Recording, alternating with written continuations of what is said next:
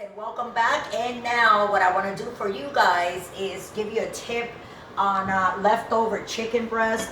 Okay, so this is going to be what I'm going to be making for dinner later. I'm not going to give you guys the secret. So what you do sometimes when you're cutting your food, sometimes you have like little pieces left, like here, you know, and they're so tiny. A lot of times we just like discard it and put it in the garbage. So what I did was I cut it all up, I put it in here, chop it, season it with salt, pepper, oregano, a little bit of paprika, and that's red pepper flakes.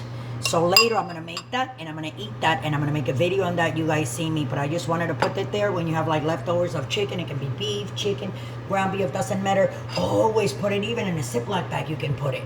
Or you can season it, you know what I'm saying? You can do something with it because there's always something that you can make out of those. So with that, I'm gonna let you guys go. Thanks for watching. I hope that helps all you guys out there. And I love you all.